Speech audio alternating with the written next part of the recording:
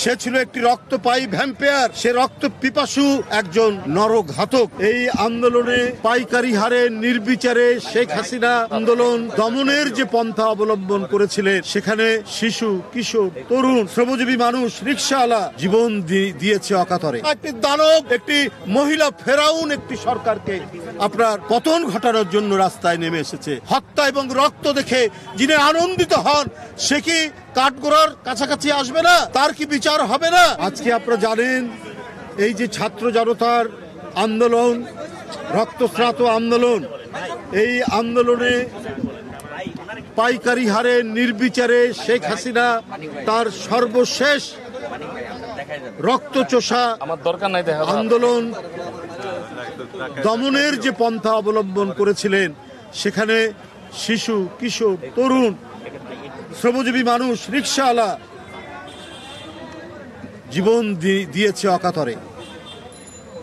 পৃথিবীর ইতিহাসে অনেক ঐতিহাসিক ঘটনা আজও ইতিহাসের এক উজ্জ্বল অধ্যায় হয়ে আছে। 5ই আগস্ট এবং জুলাই যে আন্দোলন রচিত হয়েছিল, তরুণ ছাত্রছাত্রী, কিশোর ছাত্রছাত্রী, শিশু, প্রাইমারি স্কুলের বাচ্চারা এসে যে অবদান রেখেছেন। আসতে শক্তের আরেক নাম, একদম ইউনিক স্ট্রাকচারাল ডিজাইনের কসমিক ডো, থেকে 50 বছরেরও বেশি। কসমিক ডো যে অবদান রেখে নিজের জীবন দিয়ে শেখ হাসিনার পতন নিশ্চিত করেছিল, সেই সমস্ত শহীদি আত্মদান, সেই শহীদদের আত্মার আমরা মাগফিরাত কামনা করছি। সেই শহীদদের সাথে 5ই আগস্টে আরেকজন শহীদ পল্টনে হয়েছেন, তিনি হলেন গোলাম রাব্বি, যার পিতার সামনে আজকে আমরা এখানে দাঁড়িয়ে আছি। তার এটা ব্যবসা প্রতিষ্ঠান, অকাতরে নিজের জীবন দিয়েছে সেই বাচ্চা ছেলেটি, সেই তরুণ ছেলেটি। সে ছাত্রদলের নেতা, ছাত্রদলের নেতাও ছিল।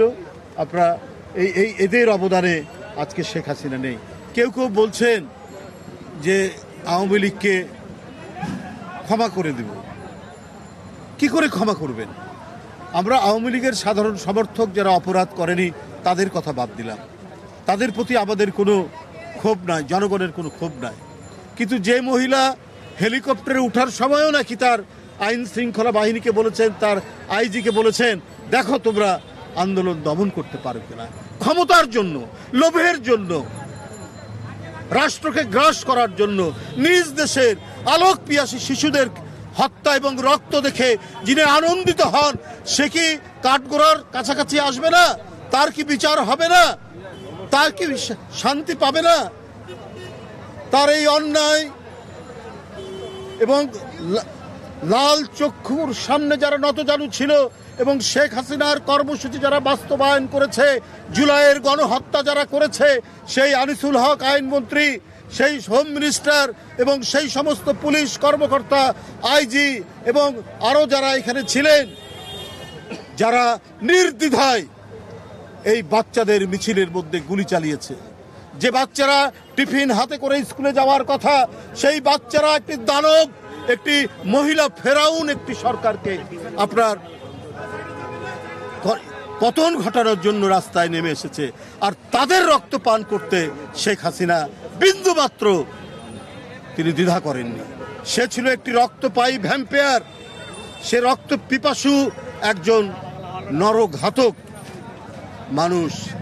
আজকে যদি তারা ক্ষমার মধ্যে পড়ে, তাহলে তো এই দেশে শুধু গোরস্থান তৈরি হবে, এই দেশে একের পর এক শুধু কবরস্থান তৈরি হবে, সেই সমস্ত ঘাতকদের যদি প্রত্যাবর্তন হয়।